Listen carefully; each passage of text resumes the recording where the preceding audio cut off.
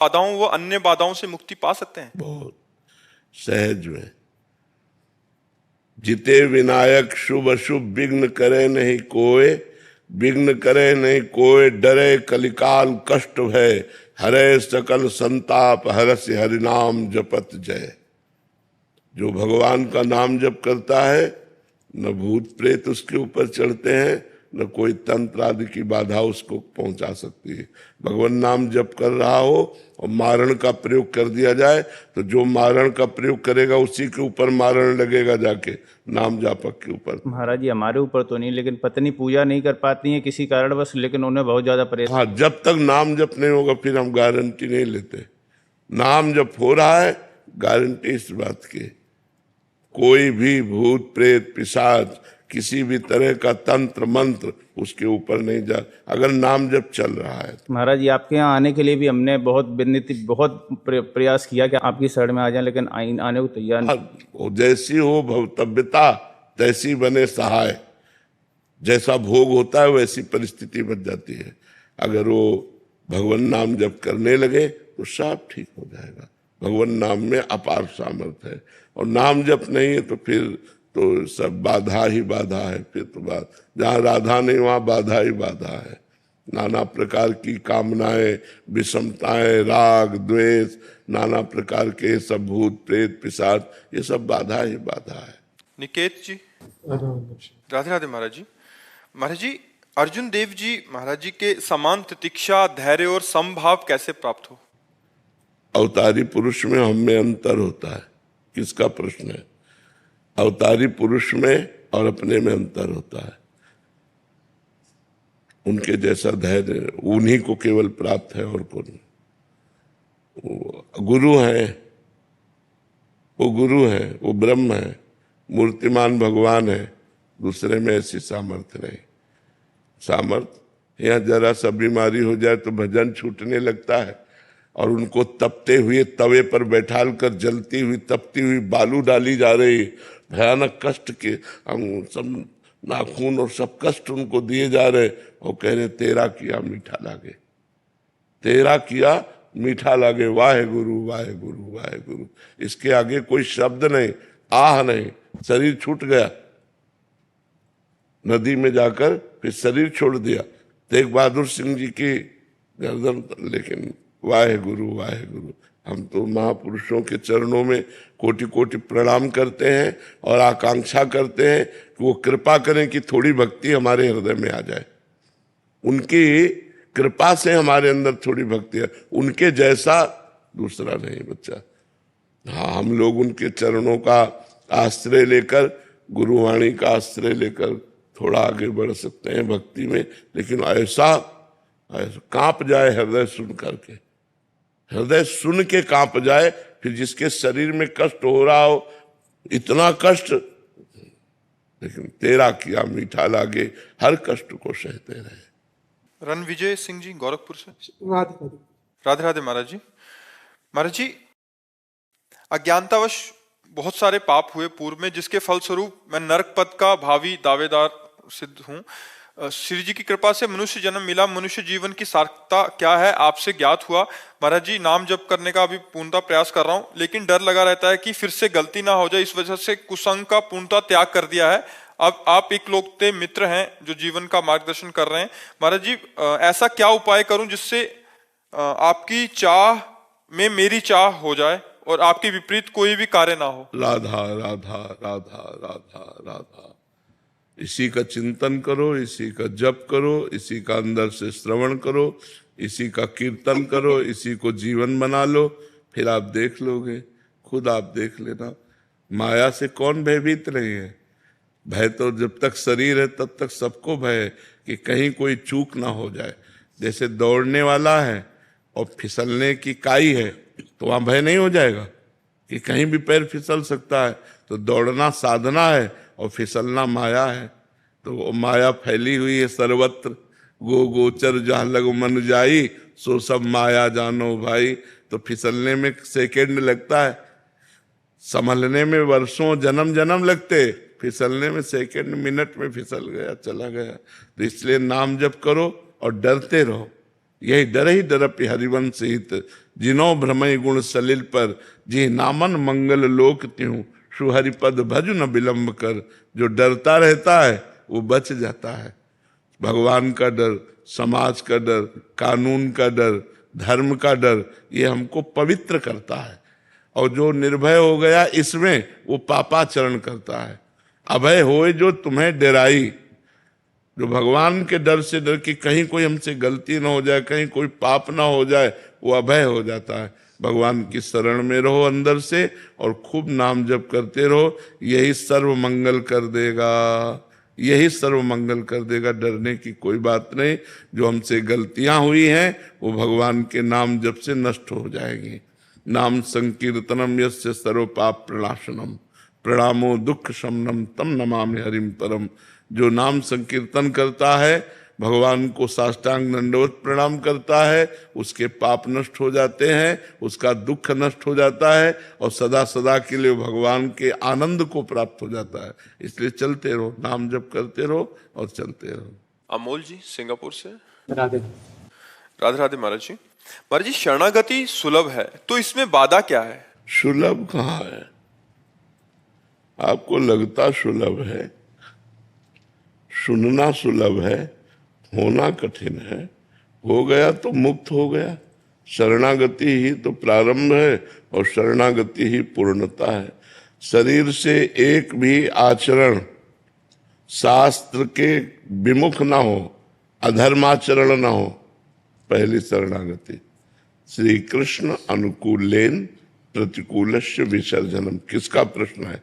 श्री कृष्ण के अनुकूल आचरण हो और प्रतिकूल धर्म विरुद्ध पापाचरण। प्रतिकूलस्य विसर्जनम, एक भी पापाचरण शरीर से न हो। देखो कितनी कठिन बात है।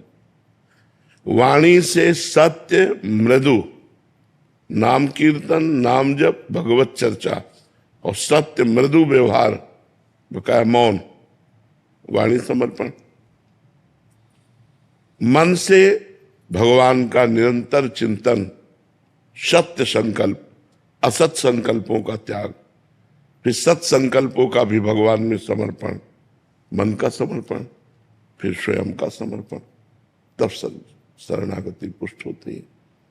तो है कितना कठिन है।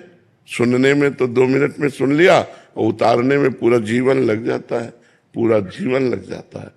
10 दिन सही चलेगा, 11वें दिन फिर बिगड़ गया, फिर सही करो फिर बिगड़ गया। भगवान की कृपा से जब सर्वतो भावेन, 2 प्रकार में शरणागति होती है। या तो बहुत सत्संग मिला और ज्ञान प्रकट हो गया तो शरणागति हुई, और या भारी विपत्ति हुई, कोई सहयोग नहीं दे रहा, सब तरह से अनाथ हो गए, अनाश्रित हो गए, तब हमारा मन भागता है भगवान की शरण की तरफ। या फिर बहुत सत्संग सुना और हमें ज्ञान हो गया कि संसार सार कुछ नहीं है, इसमें भगवान की शरण होकर भजन करते हुए अच्छे आचरण कर लिया जाए, साधन धाम मोक्ष कर द्वारा, तो हमें इसे साधना के द्वारा भगवान की प्राप्ति करना ही मनुष्य जीवन का परम लक्ष्य है। या तो ऐसे शरणागत हो जाए। शरणागति कोई सरल बात नहीं है। और शरणागत हो गया फिर क्या, फिर तो निर्भय, निश्चिंत, निशोक, विपरीत भावना का त्याग, समस्त संशयों का नाश, एक अद्भुत आनंद बना रहता है। भगवान की शरणागति में बहुत आनंद है, बहुत निर्भयता है, निश्चिंतता है, पर हो तो जाए। सोच पा रहे हैं आप? सौरभ मेहता जी, श्री हरिवंश महाराज जी। महाराज श्री परम पूज्य प्रातः स्मरणीय भाई जी श्री हनुमान प्रसाद पोदार जी महाराज जी ने बताया कि सब में भगवान को देखना, भगवत कृपा पर अटूट विश्वास, भगवत नाम का अनन्य आश्रय। महाराज ये उनकी अतुल संपत्ति है। महाराज श्री आप श्री की अतुल संपत्ति क्या है?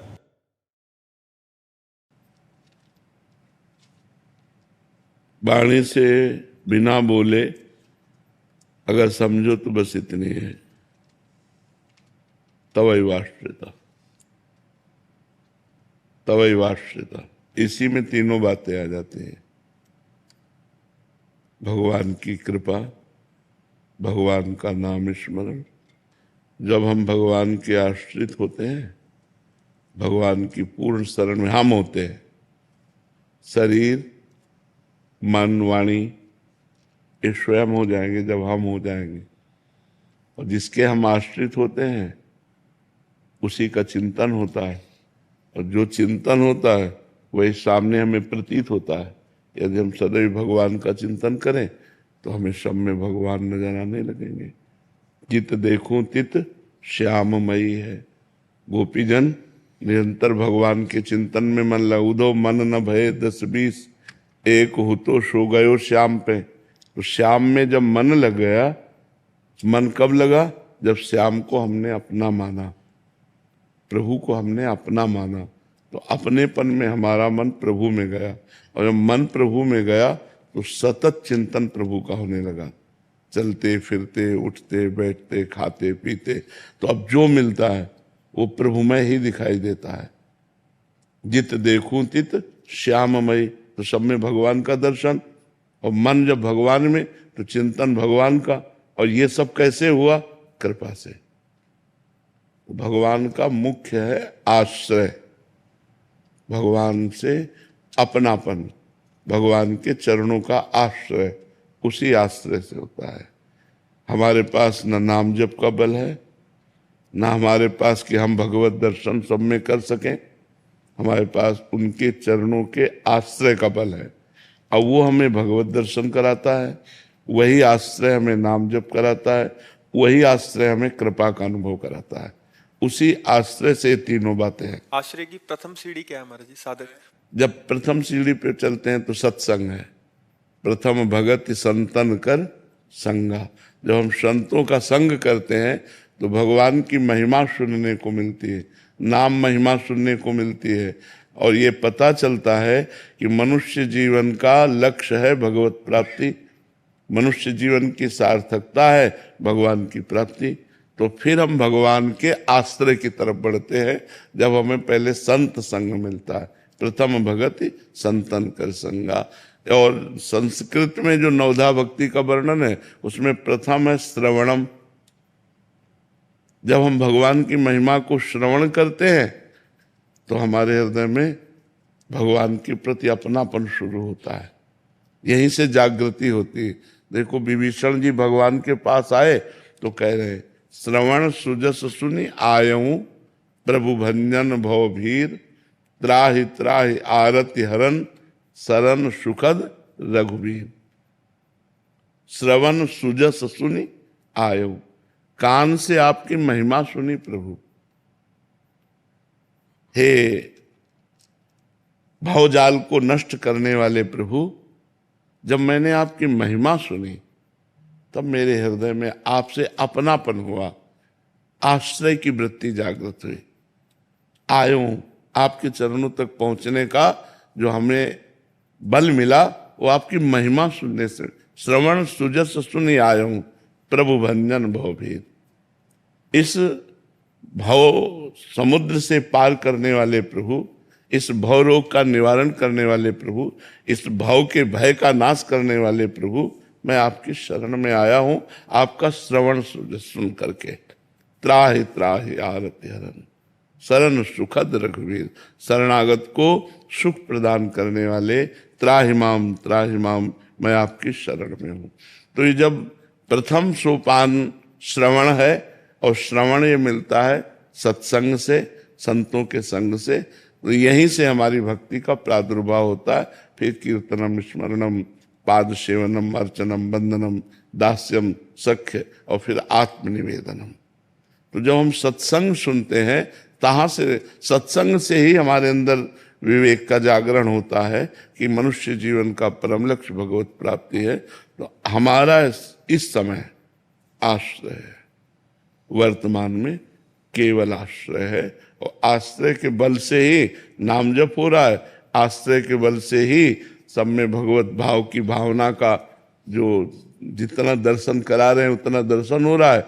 और यही कैसे हो रहा है? ये सब कृपा से हो रहा है। ये तीनों बातें, कृपा, नाम जप और भगवत दर्शन, ये भगवत आश्रय से प्राप्त होती है। महाराज जी पूर्ण शरणागति और पूर्ण आश्रय एक ही बात है ना?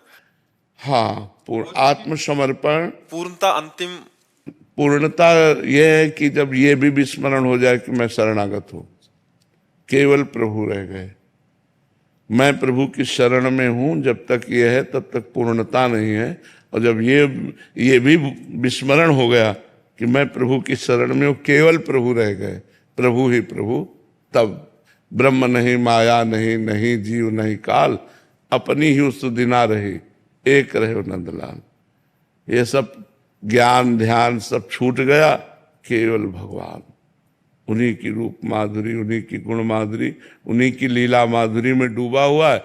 और ऐसा डूब गया कि अपना पता नहीं है। डूबने वाले का पता नहीं लगता है।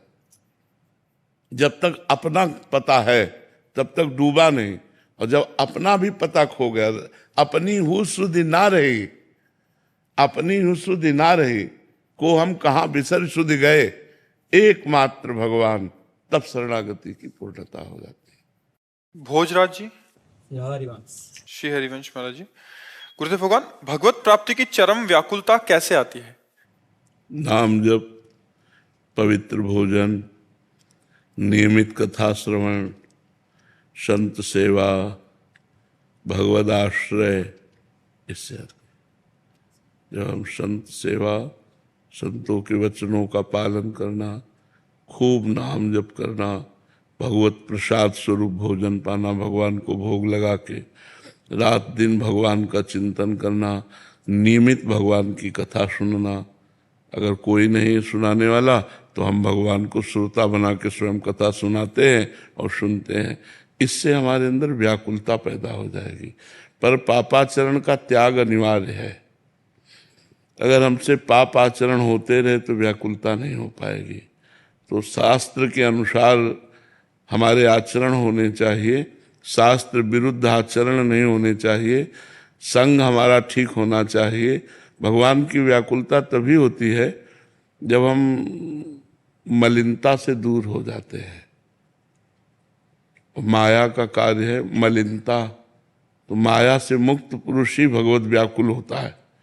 प्रेम की जो विरह की अवस्था है वो माया मुक्त पुरुष में होती है।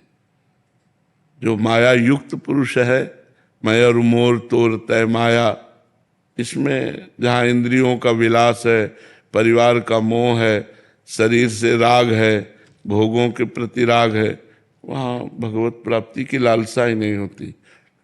तो हमें चाहिए कि सावधानी पूर्वक हम अपनी इंद्रियों को भोगों से हटाएं, परिवार की ममता को भगवान के चरणों में समर्पित करें। जो माँ में, पिता में, भाई में, बहन में, घर में, रुपया में, रिश्तेदारों में, नातेदारों में हमारा महत्व बुद्धि है, प्रेम है, वो प्रभु के चरणों में। सबकी ममता ताग बटोरी, मम पद मन ही बांध बर डोरी। भगवान के चरणों में ममता करें, आसक्ति करें, खूब नाम जप करें, पवित्र भोजन करें और कुसंग का त्याग करें। जिसे देवर्षि नारद जी से पूछा गया, कस तरती मायाम, माया से कौन तरता है, कौन तरता है? तो उन्होंने कहा यो संगास त्यजति, जो संग का त्याग कर देता है। किसी भी तरह से किसी से कोई संबंध नहीं, अंदर से। बाहर से तो व्यवहार में सबसे बर्ताव करना पड़ता है, पर आंतरिक हमारा किसी से कोई संबंध नहीं। जैसे मीरा जी कहती, मेरे तो गिरधर गोपाल दूसरों न कोई। ये बात अंदर आनी चाहिए कि भगवान श्री कृष्ण के सिवा मेरा कोई नहीं, प्रियाजू के सिवा मेरा कोई नहीं। अंदर ये बात जब आ जाए तो फिर धीरे धीरे सब बातें सुधरने लगती। पहले मूल बात आवे ना कि मैं प्रभु का, प्रभु मेरे, प्रियाजू मेरी। तो हम अभी हमारा मेरापन बहुत जगह बटा हुआ है। अभी हम ये नहीं कह सकते कि दूसरों न कोई। तो जब तक दूसरा कोई है तो व्याकुलता कैसे पैदा हो प्रभु में? प्रभु में व्याकुलता तो तब आवे जब दूसरा कोई है नहीं प्रभु के सिवा और वो मिल नहीं रहे, तो मिलने की फिर व्याकुलता जागृत हो जाए। तो हम धीरे धीरे शास्त्र स्वाध्याय, संत समागम के द्वारा जो हमारा पवित्र विवेक है उसके द्वारा हम अपने परिवार का राग भगवान के चरणों में समर्पित करें, अपने शरीर का राग भगवान के चरणों में समर्पित करें, भोगों का राग भगवान के चरणों में समर्पित करें, खूब नाम जप करें, लीला गायन करें। तो कसरति मायाम बोले यो संगास त्यजति, जो सब संगों का त्याग कर देता है। सब संगों में भागवत संगों की बात नहीं कही गई। जो भगवत विमुख हैं, जो हमें भगवत विमुख करने वाले हैं, वो चाहे वस्तु हो, चाहे व्यक्ति हो, चाहे स्थान हो, जिसके संयोग से भगवान का विस्मरण होता है उसका त्याग करें, और जिसके संयोग से भगवान का स्मरण होता है वो वस्तु, वो व्यक्ति, वो स्थान हम ग्रहण करें। यो संगास त्यजति। फिर लिखा है यो महानुभाव सेवते, जो महापुरुषों का संग करता है। सब संगों का त्याग करके जो केवल बड़े महापुरुषों का संग करता है, जो निरंतर भगवान के भजन में डूबे हुए हैं, ऐसे महापुरुषों का संग। और यो ममता त्यजति, जो शरीर और शरीर संबंधी ममता का त्याग कर देता है, वो भगवान को प्राप्त हो जाता है, वो माया से तर जाता है। तो हम संग का त्याग करें, ममता का भगवान के चरणों में समर्पण करें, और निरंतर भजन करते हुए अपने भजन को बचाएं, बढ़ाएं और पचाएं। बढ़ाएं और पचाएं, भजन पचे, उसका अहंकार न हो। तब जाके हमारे अंदर व्याकुलता पैदा होती कि इतना समय हो गया जिनका भजन कर रहे हैं वो हमें दर्शन नहीं दे रहे, तो वो रोने लगता है। और जहां भगवान के लिए रुदन शुरू हुआ, व्याकुलता शुरू हुई, फिर बात बननी शुरू हो जाती है। और फिर जो अभी तक पाप हो गए ये सब भस्म हो जाएंगे भगवान के नाम से। नाम संकीर्तनम यस्य सर्व पाप प्रणाशनम। भगवान का नाम संकीर्तन समस्त पापों का नाश कर देता है। इसलिए हमें चिंता नहीं करनी पापों की, तो अब हमें चिंतन करना है भगवान का। नेहा बंसल। राधे राधे महाराज जी। महाराज जी, मैं जितना नाम जप करती हूँ तो अगर किसी को उससे ज्यादा करते हुए देखती हूँ, दूसरे साधकों को देख तो बहुत जलन होती है। नहीं, ये गलत है। जब हम जितना नाम जप कर रहे हैं, अगर दूसरे साधकों को नाम जप करते देखें तो उनकी चरण रज लेने का मन हो, उनके चरणों में प्रणाम करने का मन हो, ऐसा मन करे कि काश ये अपना चरणामृत हमें दे दें, इनकी चरण रज ले लें, और जैसे ये भजन करते हैं वैसे मेरा भजन होना चाहिए, मेरे के अंदर भी ऐसे भजन की वृत्ति बढ़े, और प्यार उदय होना चाहिए।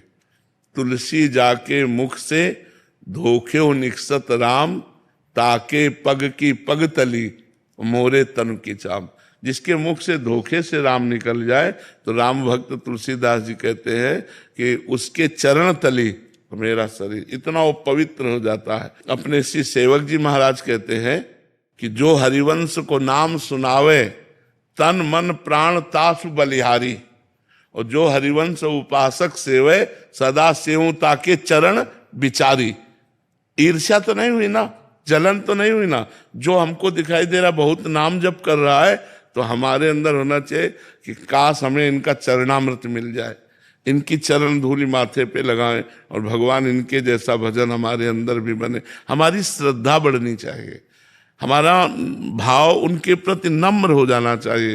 ये हमारे भगवान के भक्त, आओ आओ आओ, ना कि जलन होनी चाहिए। ये गलत है, इसका त्याग करो, नहीं तो यही जलन निंदा करवाने लगेगी, फिर उनकी निंदा, उनमें दोष दर्शन, फिर आपका भजन नष्ट हो जाएगा, आपका परमार्थ छूट जाएगा। इसलिए बहुत सावधान। ये जलन ही ईर्ष्या है, और ईर्ष्या बस कुछ भी हो सकता है। मतलब अगर ईर्ष्या बढ़ जाए तो अपने को नष्ट करके दूसरे को नष्ट करने की बात आ जाती है। ईर्ष्या बहुत बुरी चीज है, इसको त्यागना चाहिए। मत्सरति, मेरे से आगे निकला जा रहा है, ऐसी भावना को ही ईर्ष्या कहते हैं। इसलिए इसका त्याग करो, भगवान से प्रार्थना करो कि जो नाम जप करने वाले हैं उनको देखते ही मेरे हृदय में उनके चरणों में वंदना करने का भाव हो, उनकी चरण रज लेने का भाव हो, उनका चरणामृत लेने का भाव हो, ऐसा भाव हो कि वो जैसा भजन करते हैं वैसा मेरा भी भजन होने लगे। ऐसी भगवान से प्रार्थना हो। महाराज जी कह रहे हैं कि जब भी कोई प्रॉब्लम आती है तो ठाकुर जी उस प्रॉब्लम से निकाल देते हैं, बट कोई दूसरा ज्यादा नाम जब करता है तो मेरे को लगता है कि ज्यादा मदद उसकी करते होंगे। महाराज जी, मतलब हमेशा मेरे को जब भी कोई प्रॉब्लम आती है निकाल देते हैं, लेकिन उसका धन्यवाद कैसे कर सकते हैं भगवान जी का? अपने माँ को कभी धन्यवाद दिया है क्या? दिया है क्या? अपनी माँ को कभी कोई जीवन में थैंक यू बोलता है क्या? क्यों? इतना वो प्यार करती है, इतना दुला। मेरी माँ है यार, माँ और पिता को कभी पिताजी हमको एक मोबाइल दे दो, उन्होंने मोबाइल दे दिया, थैंक यू, ऐसा कभी कोई बोलता है क्या? क्यों? क्योंकि थैंक यू दूसरों से बोला जाता है, अपनों से थैंक यू नहीं बोला जाता, धन्यवाद नहीं बोला जाता। तो भगवान कौन है? सबसे प्यारे अपने हैं, तो उनको हम धन्यवाद काहे को दें? वो तो हमारे प्रभु हैं, वो हमारे प्रीतम है। धन्यवाद की जरूरत दूसरों को होती है। तुम नहीं बचाओगे तो और कौन बचाएगा? तुम नहीं संभालोगे तो और कौन संभाले? तुम्हारी गरज है, क्योंकि मैं तुम्हारा हूं, तुम्हें संभालना पड़ेगा, तुम्हारी जिम्मेवारी है, हम क्यों चिंता करें? तो ये बात समझना पड़ेगा कि हम अपने प्रभु को कितना आदर देते हैं, अपने जीवन में हम प्रभु को कितना स्थान दिए हैं, हृदय में किस किस का स्थान ज्यादा है, प्रभु का या संसार के संबंधों का? भगवान को तो धन्यवाद देना बनता ही नहीं, क्योंकि वो सबसे ज्यादा प्यारे अपनी आत्मा है। अच्छा, अपने को कभी कोई धन्यवाद, कोई अच्छा काम हो गया तो हम कहते हैं क्या, शाबाश शाबाश धन्यवाद ले। तो अगर हम आत्म स्वरूप से देखें तो भगवान हमारी आत्मा है, अगर प्रीता स्वरूप से देखें तो सबसे प्यारे लाडले, जैसे हमारी माँ, जैसे हमारे पिता, तो तुम्हें हो माता च पिता तुम्हें हो, तुम्हें हो बंधुस्थ सखा तुम्हें हो। तो हम कैसे धन्यवाद दें? तो हमें लगता है धन्यवाद दूसरों को दिया जाता है, अपनों को नहीं, और अपनों में सबसे ज्यादा अपने भगवान हैं, इसलिए हम उन्हीं के आश्रित रहें और वो जैसी परिस्थिति लाते हैं उसमें हम राजी रहें, पर भगवान के भजन करने वालों में ईर्ष्या न करें, क्योंकि ये गिरा देगी, ये फिर आपको अपनी भक्ति से गिरा देगी। निर्मला सिंह जी मथुरा से। राधे राधे महाराज जी। महाराज जी, भगवत प्राप्ति दुर्लभ नहीं है, दुर्लभ है भगवत प्राप्त संतों से मिलना। यहाँ महाराज जी मिलने से क्या तात्पर्य है? जब भगवान की कृपा से कोई भगवत साक्षात्कार किए हुए महापुरुष मिलता है तो उसके वचनों के प्रभाव से हमें ये पता चलता है कि हमारे मानव जीवन का परम लक्ष्य भगवत प्राप्ति है, ना कि भोग संग्रह, ना कि ऐश्वर्य मान प्रतिष्ठा यश कीर्ति, ये मायाकृत है। सत्य सच्चिदानंद भगवान का साक्षात्कार केवल मनुष्य शरीर से हो सकता है। जब हमें प्राप्त वचन अंदर जाकर व्याकुलता पैदा करते हैं कि तो मुझे भगवत प्राप्ति कैसे हो, तब किसी महापुरुष की शरणागति की भावना जागृत होती है। जब हम किसी महापुरुष की शरण में होते हैं, उनके वचनों का अक्षरशः श्रवण करके मनन करके आचरण में उतारते हैं, तो हम अपने मन और अपनी इंद्रियों पर धीरे धीरे विजय प्राप्त करते हैं और भगवान के नाम रूप लीला गुण धाम में रुचि उत्पन्न हो जाती है। जैसे जैसे हमारा मन संसार की राग द्वेष वृत्तियों से विलग होकर शरीर संबंधियों की ममता से रहित होकर भोग प्रवृत्तियों का त्याग कर भगवान में लगता है, तो व्याकुलता पैदा होती, कैसे मिलेंगे भगवान, कब मिलेंगे भगवान? इतना दिन हो गया भजन करते हुए, एक झलक भी नहीं पाई, फिर रोना प्रारंभ होता है। रुदु शुश्रम राजन कृष्ण दर्शन लालसा। भगवान की प्राप्ति के लिए जब रुदन प्रारंभ होता है उसे ही प्रेम कहते हैं, फिर जीवन सार्थक हो जाता है। मात संगस्त दुर्लभो, महापुरुषों का संग दुर्लभ है। अगर मिल भी गए तो अगम्यों, उनकी आज्ञा के अनुसार चलना बड़ा कठिन है, क्योंकि मन और इंद्रियां भोगों में रत हैं, भोगों में हर्षित हैं। भोग त्याग से ही हम भगवान की तरफ चलते हैं। जो भगवत मार्ग है ये भोग त्याग का रास्ता है। जो संसार मार्ग है ये भोग भोगने से पुष्ट हो रहा है। जो असत संसार है ये भोग भोगने से पुष्ट हो रहा है। जो सत्य भगवान है ये भोग त्याग से पुष्ट होता है मार्ग। तो भोग त्याग करना बड़ा कठिन है। भगवत प्राप्ति कठिन नहीं है, कठिन है महापुरुषों के वचनों के अनुसार चलना। वो चलना यही है कि जो हमारे मन और इंद्रियां प्रकृति की तरफ आकर्षित हैं वो परमात्मा की तरफ मुड़ जाए। मना कष्टान इंद्रियाणी प्रकृति स्थान कर्षति, ये मोड़ करता है महापुरुष का संग। जब हम किसी संत महापुरुष का संग करते हैं तो भगवत सन्मुखता होती है। हमारी जो वृत्तियां हैं, हमारी जो इंद्रियां हैं, हमारा जो मन है, ये भोगों की तरफ है, संसार की तरफ है, ये भगवान की तरफ मुड़ जाए। एक एक इंद्रिय हमारी भगवान से युक्त हो जाए। वाक इंद्रिय भगवान के नाम का जप और नाम गुणगान, भगवान की महिमा लीला कथा का गान करे।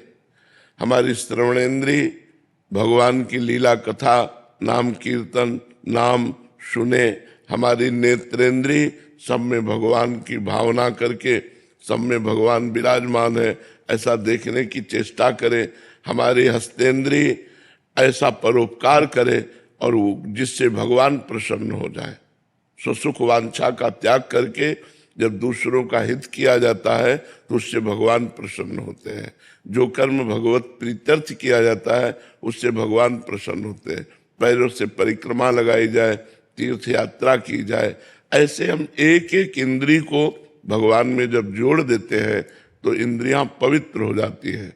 और पवित्र इंद्रियां और पवित्र मन परम पवित्र भगवान में लग जाते हैं। जब भगवान में लग जाते हैं तो भगवत प्रेम प्रकट होता है और प्रेम से ही भगवान का प्रादुर्भाव होता है, फिर भगवत साक्षात्कार हो जाता है।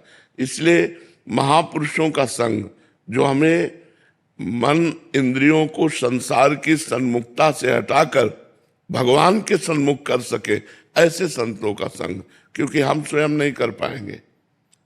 हम जितना प्रयास करेंगे, जैसे दलदल में फंसा हुआ व्यक्ति है तो जितना प्रयास करेगा और धंसता चला जाएगा, ऐसे ही माया में फंसा हुआ व्यक्ति स्वयं अगर प्रयास करे तो और मन बलवान हो जाता है भोगों की तरफ। लेकिन जब किसी महापुरुष का आश्रय लेते हैं तो उनके भजन के बल से हमारा मन धीरे धीरे भगवान में लगने लगता है। इसलिए प्रायः संतों ने यही कहा, भगवत प्राप्ति दुर्लभ नहीं है, संतों का संग मिलना दुर्लभ है। क्योंकि संतों का संग मिल गया तो संसार का राग हट जाएगा। बड़े भाग पाइब सत्संगा और बिनहि प्रयास होए भवभंगा। आपको ज्यादा प्रयास नहीं करना पड़ेगा। संत कृपा से, उनकी महिमा से, उनके आशीर्वाद से हमारा मन प्रभु की तरफ लग जाएगा।